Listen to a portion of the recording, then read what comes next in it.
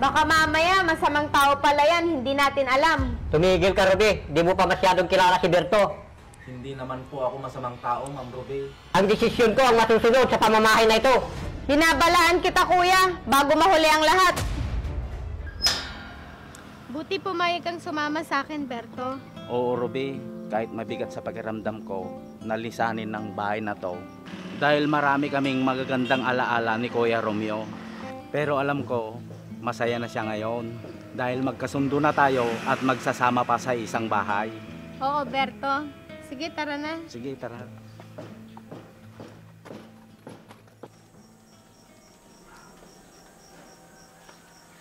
Berto, ituring mo din sariling bahay to.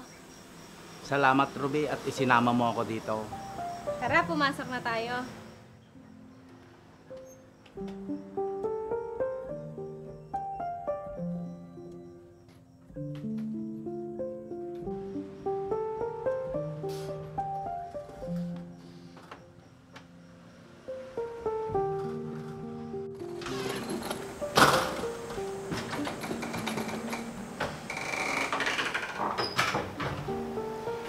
Binilin kasi sa akin ni Kuya Romeo na pag nawala siya, kunin daw kita. Talaga? Sinabi niya yon?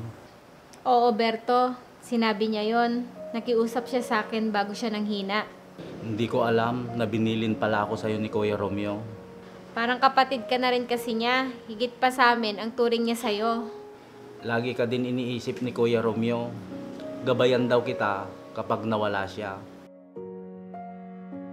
Ikaw yung paborito niyang kapatid kasi makulit ka daw. Ang Kuya Romeo talaga. At ang isa niyo namang kapatid ay pasaway. Kaya binili niya sa akin na bantayan ko kayong dalawa. Salamat, Berto. Ang ate, wala na akong balita sa kanya simula nung nakapagtapos siya ng pag-aaral. Alam na kaya niya na wala na si Kuya Romeo. Sinabihan ko siya at nakailang tawag na rin ako pero hindi niya sinasagot. Ganun ba? Sige, Berto, samahan na kita sa kwarto mo para makapagpahinga ka. Sige, salamat.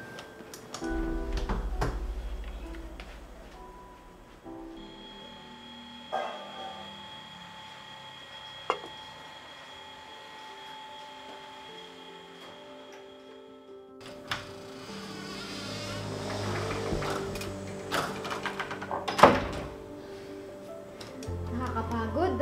Ang init sa labas. Ano yun? Ang bango. Parang ang sarap naman ng amoy. Oh, Ruby, nandiyan ka na pala. Nagluluto pala ako. Ah, yung pala'y naamoy ko mabango.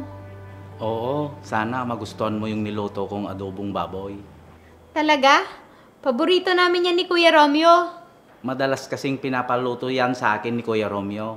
Sigurado ako masarap yan. Oo naman, masarap kaya akong magluto. Berto, gusto ko sana magpasalamat sa'yo sa lahat ng sakripisyo mo kay Kuya. Ba't ka naman nagpapasalamat sa akin? Kasi kahit hindi kita tanggap noon, naging mabuti ka pa rin sa akin. Wala yun, Ruby. Naiintindihan ko naman ang lahat. Kaya pala napamahal sa'yo ang Kuya Romeo kasi mabait ka. Sige, maupo ka na dyan at ipaghahanda kita ng pagkain. Sige, at kanina pa ako nagugutom. Sige, sandali lang.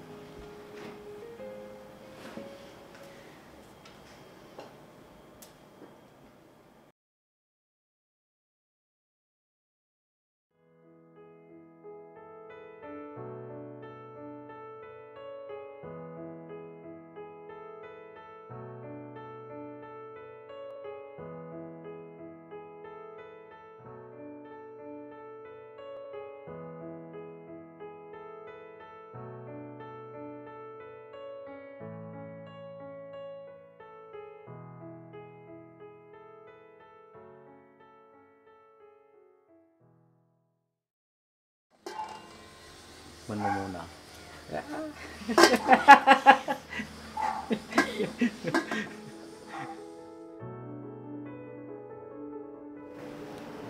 Tulungan na kita dyan, Ruby. Sige, salamat. Kaya pala nahulog ang loob sa'yo ng kuya ko dahil mabuti kang tao. Bihira na lang ang kagaya mo na mapagkakatiwalaan sa panahon ngayon. Tapos na yung ginagawa ko, Ruby. May maitutulong pa ba ako sa'yo? Wala na, Berto. Sige, magpahinga ka na. Salamat. Sana wag kang magbago. Hindi, Ruby. Asahan mo. Sana wag ka din magsawang tulungan ako sa pagpapatakbo ng mga negosyong naiwan ni Kuya. Oo naman, Ruby. Bahagi na kayo ng buhay ko. Salamat. Bakit pala hanggang ngayon wala ka pa rin asawa? Wala kasing magkamali sa akin. Baka kasi natatakot sa'yo. Ba't naman sila matatakot sa akin? Eh, mabait naman ako. Eh baka kasi suplado ka at torpe. Pag magkakagusto ako, sasabihin ko sa kanya. Talaga? Oo, Ruby.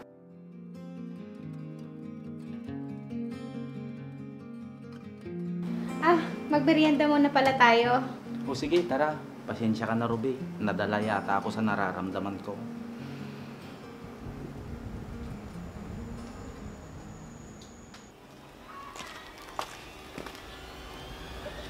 Dito kaya ang bahay nila?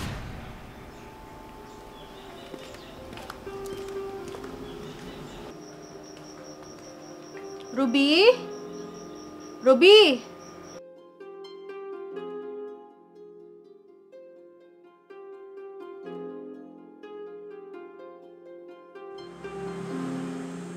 Sino po sila? Ito ba ang bahay ni Ruby? Ito nga po. Ako lang naman ang atin ni Ruby. Ah, ikaw ba si Mates? Nababanggit ka kasi sa akin ni Kuya Romeo. Ganun ba? Sino ka naman? Ako pala si Berto. Baka gusto mo akong papasukin. Sige po, pasok po kayo.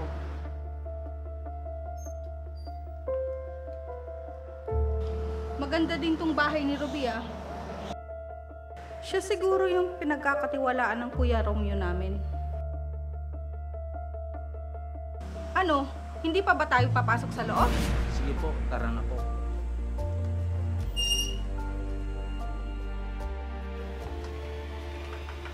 Hindi mo ba ako ikukuha ng merienda? O tubig man lang? Sige po, sandali lang at ikukuha kita. Ang swerte naman ng lalaking to. Dito pa pinatira ni Ruby. Ito na po yung tubig nyo. Ay, ano ba yan? Hindi ka marunong mag-ingat? Pasensya na po, Ma'am Mates. Hindi mo ba alam kung gaano kamahal itong damit na to? Hindi ko sinasadya, Mate. Bitawan mo nga ako. Lalo mo lang dinudumihan ang damit ko. Sorry po. Sa susunod, mag-ingat ka naman. Pasensya na talaga.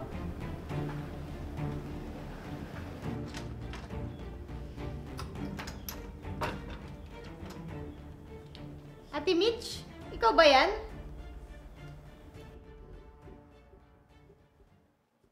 Mabuti at naalala mo pa ako. Kamusta ng kapatid ko? Mabuti naman kami. Berto, halika nga muna dito. Ate, siya si Berto.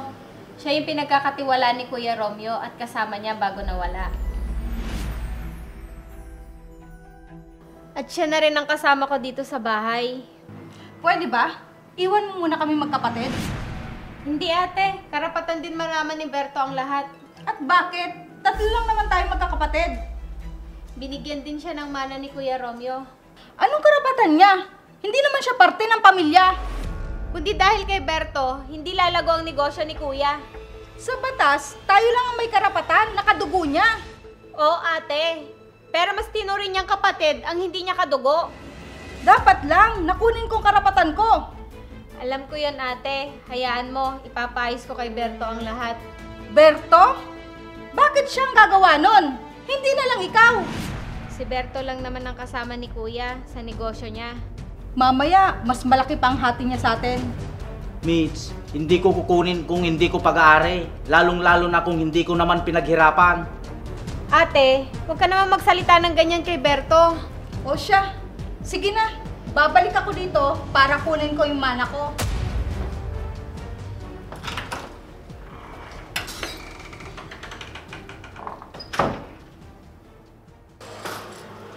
Ikaw pala, Mates. Maupo ka muna at tatawagin ko si Ruby.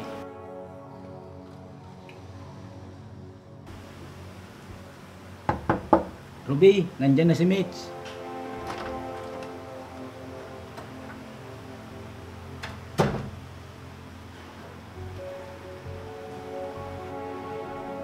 O ate, nandyan ka na pala. Kompleto ba to, Ruby? Oo ate, kabilin-bilinan ni kuya na palaguin natin yung perang pinamana niya sa atin. Para gumanda yung buhay natin. Wala ka nang pakialam, Ruby. Kung saan ko gagamitin ang perang to. Baka gusto mong dalawin si Kuya Romeo sa sementeryo ate. Sige, pag may libreng oras ako. O siya, aalis na ako. Sige ate, mag-ingat ka.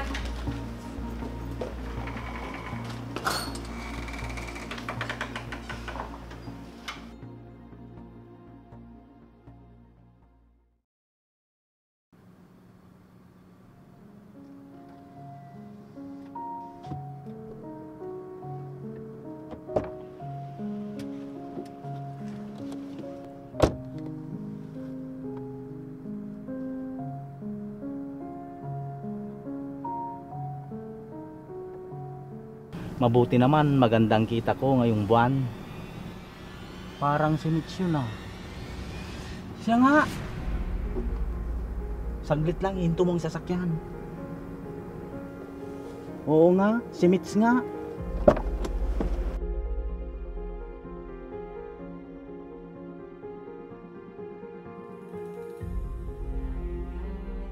Mitch, ikaw ba yan? Anong nangyari sa'yo? Ikaw pala, Berto. Anong ginagawa mo dito? Dito na ako nakatira. Hindi ba malaking pera ang ipinamana sa'yo? Oo, Berto. Kaso naubos na lahat. Kasi nagsusugal ang asawa ko. At nagkasakit ako. Kaya iniwan niya akong nag-iisa. Pati bahay namin, nabenta na. Kaya dito na ako nakatira. Kahit gamot ko ngayon, hindi na ako makabili. Ganun ba? Bakit hindi mo pinaalam sa amin ni Ruby? Nahihiya ako. Baka pagtawanan niyo lang ako. Mabait naman si Ruby. Dati, masama din ang tingin niya sa akin nung una kaming nagkakilala. Sandali lang, Ruby. Sabi ko na nga ba kaya wala akong tiwala sa pagmumukha mo. Wala akong ginagawang masama, Ruby. Magsisinungaling ka pa? Nakita kong hawak mo yung bag ni kuya? Nagkakamali ka, Ruby. Isusumbong kita kay kuya para mapalayas ka na dito. Sandali lang, Ruby. Magpapaliwanag ako. Pero napatunayan ko na gusto lang niyang protektahan ang Kuya Romeo. Samantalang ako, simula nung mapag-aral ako ni Kuya Romeo, nakalimutan ko na siya. May panahon pa naman, mates, para makabawi ka. May kapatid ka pa naman. Nahiya ako sa inyo, Berto, sa lahat ng nagawa ko. Kalimutan mo na yon. Ang mahalaga, magkaayos kayo ng kapatid mo. Gusto ko rin makahingi ng tawad sa kanya. Sumama ka sa akin para doon ka na lang sa bahay tumira at ipapagamot ka namin ni Ruby. Sige, wala na din kasi akong pwedeng mahinga ng tulong ngayon. Sige, tara. Alis na tayo. Baka abutin pa tayo ng gabi. Sige, tara na.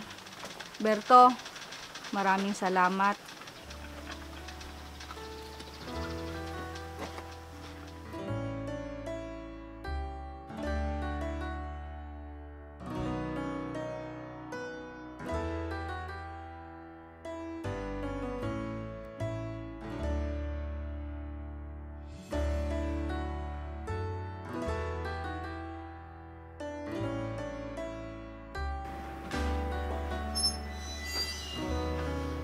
Ruby!